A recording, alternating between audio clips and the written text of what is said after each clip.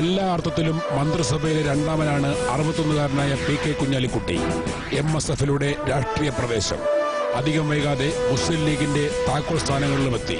1991 മുതൽ 2006 വരെ നിയമസഭയിലെ മുസ്ലിം ലീഗിന്റെ അനിഷേധ നേതാവ്, പാർട്ടിയുടെ ജനറൽ സെക്രട്ടറി, 2 വട്ടം വ്യവസായ മന്ത്രി. പക്ഷേ 2004 കുഞ്ഞാലിക്കുട്ടിക്ക് പടിയിറക്കത്തിന്റെ കാലമായി. 2006 തെരഞ്ഞെടുപ്പിൽ തോറ്റു. എന്നാൽ ഇരട്ടിക്കരുത്തോടെ രണ്ടാം വരവ്. എമർജിംഗ് കേരള നടത്തിപ്പാണ് ശ്രദ്ധേയ നേട്ടം. വിവാദങ്ങൾക്കിടയ്ക്കും വ്യവസായ വികസനത്തിന്റെ കാര്യത്തിലും ഭൂവിനിയോഗത്തിലും സ്വന്തം കാഴ്ചപ്പാടുകളിൽ ഉറച്ചു നിൽക്കുന്നു. ഇതുതന്നെയാണ് കുഞ്ഞാലിക്കുട്ടിയെ വിവാദത്തിലാക്കുന്നതും.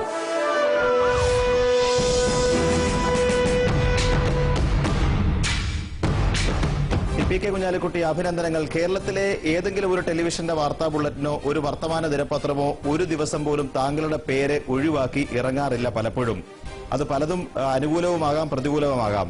ഈ തരത്തിലുള്ള ജനങ്ങളുടെ ഒരു അംഗീകാരം ലഭിക്കുന്നതിൽ ആ പ്രശസ്തിയും സാന്നിധ്യവും ഘടകമായിട്ടുണ്ടാകുമോ? എന്ത് ചെയ്യാനാണ്, യാതൊരു രക്ഷയില്ലല്ലോ. നമ്മളിങ്ങനെ പ്രവർത്തിച്ച് നടക്കുന്നതിനിടയിലുള്ളതൊക്കെ വാർത്തയായി വരുമല്ലേ. നമ്മുടെ നിയന്ത്രണത്തിലല്ലല്ലോ കാര്യങ്ങള്. പക്ഷെ എന്തായാലും ശരി, പൊതുജീവിതത്തില് ഇങ്ങനെ വലിയ രൂപത്തിൽ നിറഞ്ഞു നിന്ന് പോവാൻ കഴിയുന്നതിൽ സന്തോഷമുണ്ട്. ശ്രീ PK കുഞ്ഞാലിക്കുട്ടി, ഒരുപാട് വിവാദങ്ങൾ, ഒരുപാട് വാർത്തകൾ. മന്ത്രി എന്ന് പറയുന്നതിനേക്കാളും പ്രതിപക്ഷ നേതാവിന്റെ മുഖ്യശത്രു എന്ന് പറയുന്നതായിരിക്കും കൂടുതൽ ചേരുക എന്ന് തോന്നുന്നു. ഇങ്ങനെയൊക്കെ ആയിട്ടും പ്രേക്ഷകർ അല്ലെങ്കിൽ ജനങ്ങൾ ഇതൊന്നും കണക്കാക്കുന്നില്ല എന്ന് കരുതണോ? അല്ല, അതും ഒരു പദവി തന്നെ ആയിട്ടാണ് ഇപ്പൊ എനിക്കും തോന്നുന്നത്. കാരണം എന്താന്ന് വെച്ചാൽ അതില്ലാതെ ഉറങ്ങാൻ കഴിയില്ല ആയിട്ടുണ്ട്. ഇപ്പൊ 4 കേസും 4 വർത്തമാനവും ഒക്കെ എവരി ഡേ എന്നും ഇങ്ങനെ കിട്ടിക്കൊണ്ടിരിക്കുന്നത് ഒരു പതിവായി ഇപ്പൊ എനിക്കും മാറിയിട്ടുണ്ട്. സാരമില്ല, അത് എല്ലാ പതിവുകളും എല്ലാ മനുഷ്യനും എല്ലാ ദുരിതവും ദുരന്തവും ഒക്കെ കുറെ ഏൽക്കുമ്പോ പിന്നെ അങ്ങ് പ്രശ്നമല്ലാതായി മാറും. ഇതിന്റെ ഇടയിൽ ജോലി എടുത്തു പോവാൻ കഴിയുന്നു. മാത്രമല്ല, എമർജിംഗ് കേരള പോലെയുള്ള കാര്യങ്ങളൊക്കെ കൊണ്ടുവന്ന് കേരളത്തിന്റെ ഒരു വ്യവസായവൽക്കരണമൊക്കെ സാധിക്കണം എന്നുള്ള രീതിയിൽ പ്രയത്നിക്കുന്നു. പാർട്ടി പ്രവർത്തനങ്ങളുണ്ട്, എല്ലാം കൂടി അങ്ങ് പോകുന്നു, അത്രയേ ഉള്ളൂ.